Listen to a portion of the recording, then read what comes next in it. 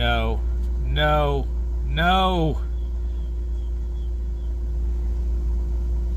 Not the check engine light, no! Hello, happy people, and welcome back to your Moment of Zed, the YouTube channel dedicated to the most beautiful car in the world, the BMW Z3. I'm still Mark, and today I'm excited to bring you a new video, but I'm also a little depressed to tell you the truth. Number one, it's going to rain all day today, so I'm rushing this intro before the interior of my car is flooded. And also, my check engine light is on. Ah, the deadly BMW check engine light. If you own a BMW, you've probably seen one. They're kind of famous for it. Some people give BMW a lot of abuse about their constant check engine lights. I'm not one of those people, but mine is on.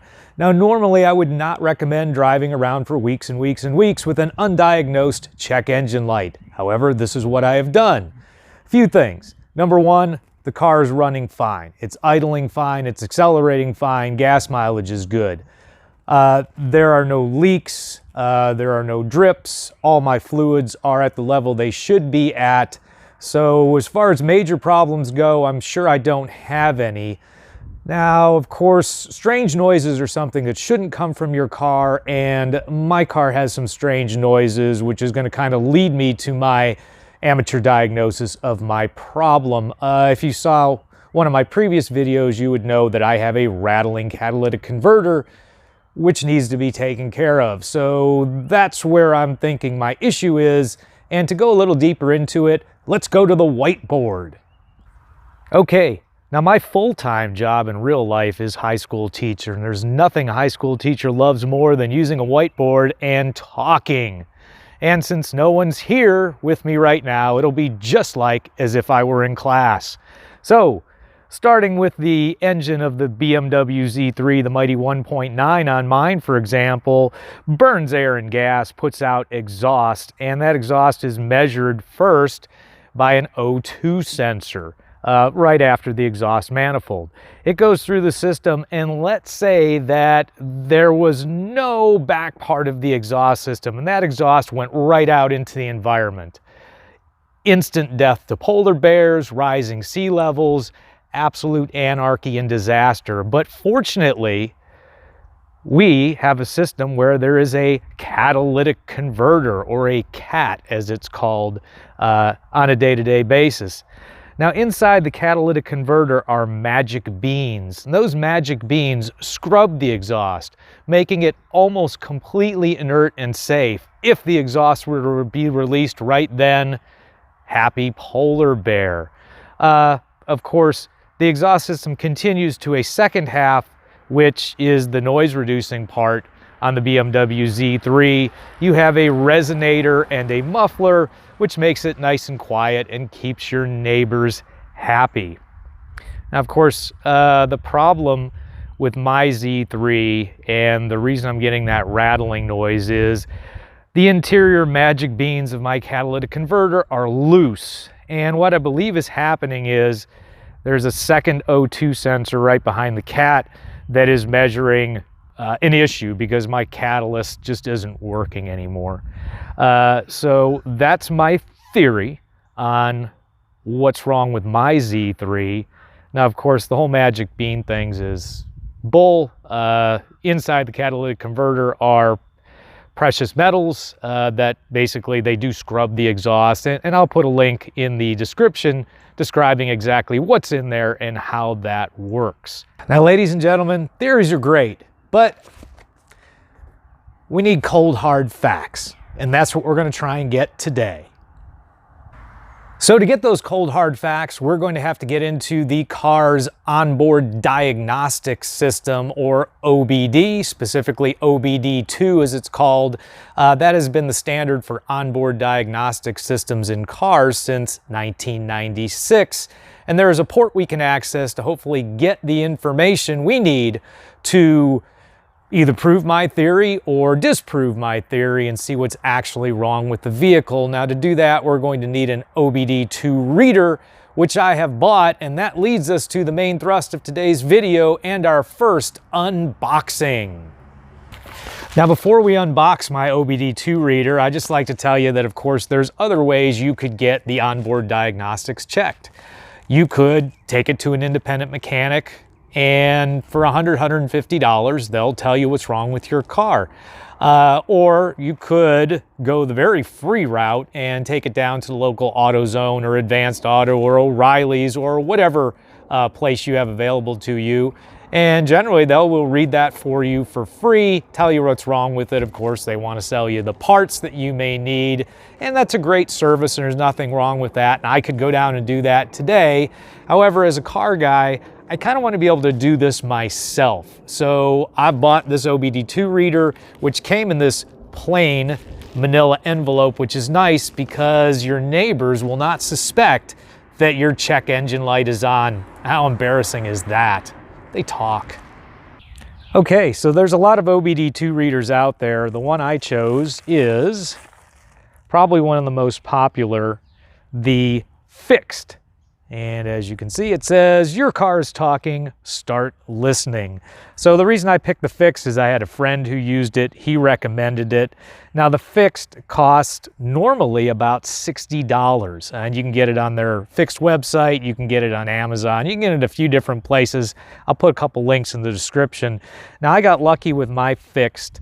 I bought it for $20 on a holiday special sale from the manufacturer themselves. So comes with a cardboard sleeve, and inside are basically the installation guide, kind of the quick start guide to installing it. And then the unit itself is in a pretty slick little plastic box. And take the top off, there's the unit itself. And you can see at the bottom the actual pins for the connection to your OBD-II port in the car. So what I'm going to do is I'm going to run through how to install this and show you what we get on the app. That's what this does. It's a wireless connection to an app on your phone. It gives you the information on that app. So we're going to go ahead and install it and see what happens.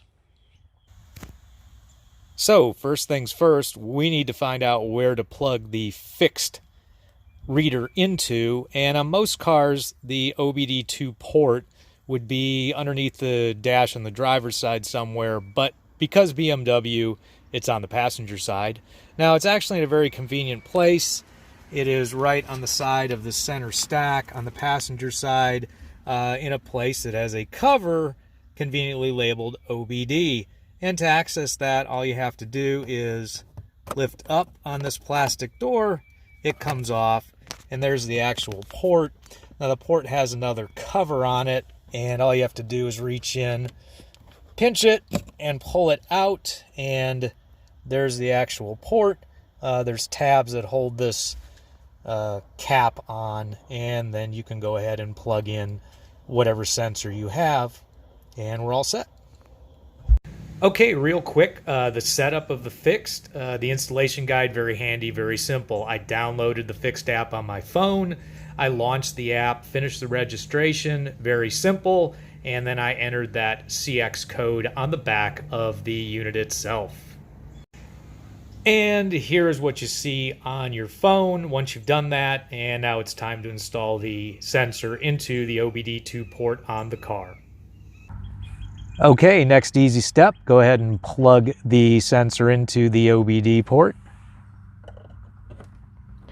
Nothing to that. The only thing I would say is I'm not so sure I want to leave this on full time, which is what this is meant to do, because it really sticks out quite a bit into the, I guess, leg area of the passenger, and I don't want it broken off or knocked around. So we'll see about that. So next, start the car, leave it running. So we're going to go ahead and hit sensor is plugged in.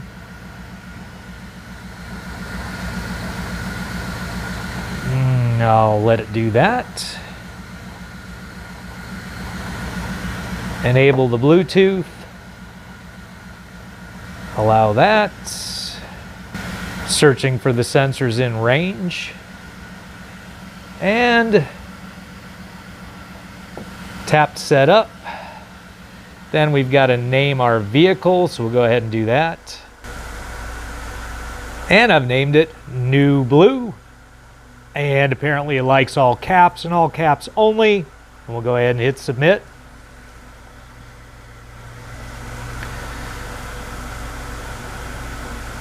And of course, they're going to try and sell us an upgrade, and we'll talk more about that at the end of the video. They really do like to do that a lot. All right, took me a second to get out of that free trial, which I don't want. I'm going to go ahead and hit tap to scan.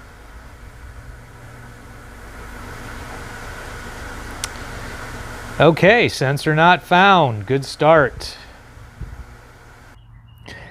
So actually there was quite a gap in the video. I had it paused and I went to my car because I was having some issues getting this working. I entered the year, make, model, and the VIN number and tried to run the scan. It told me several times I had low voltage. I needed to turn the engine on. There was low voltage to the sensor.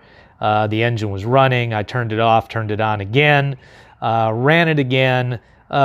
Just long story short, eventually I got it to tell me that my check engine light was on, but either there was nothing wrong with the car or it was throwing a code that it couldn't read or that only the manufacturer could read, which means that unfortunately the FIXD has not been any help to me at all. I think it's time to take a drive up to the Autozone. Okay, we are at the Autozone because the FIXD OBD-II sensor didn't work for me. So I'm at the Autozone and I'm going to use theirs, and they're letting me use theirs instead of them using it themselves because of COVID. So let's just go ahead and plug theirs in.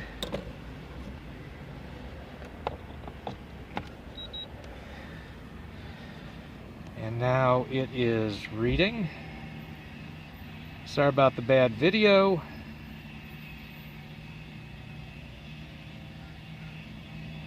And theirs is actually doing something.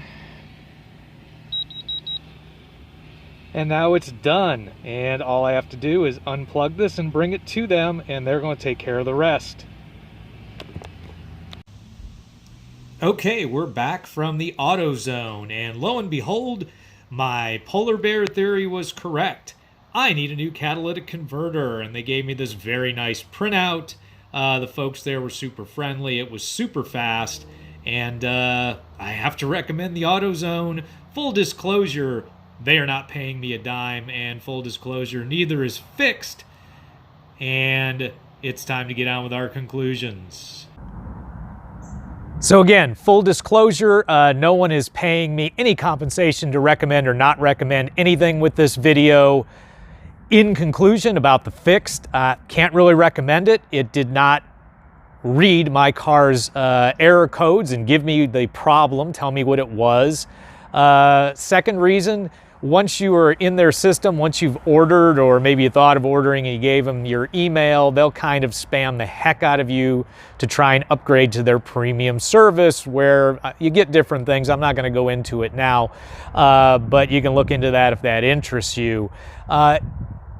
With that said, if your experience with the FIXD is different, please put that in the comments below. Love to start a conversation about this.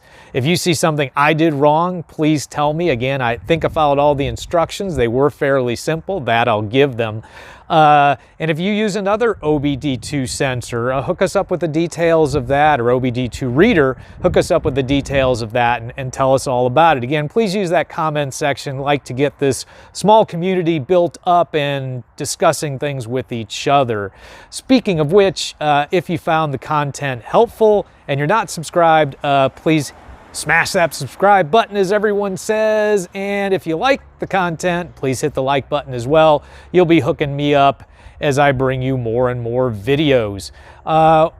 What I can recommend, just to wrap this up, is going down to the Autozone. Our local Autozone was super friendly. It was super easy to use their OBD-II reader, which they gave me to use because of COVID restrictions. They wiped it all down with alcohol and then gave me instructions on how to use it. It was super simple, as you saw, and I got the results I expected. So thumbs up to Autozone.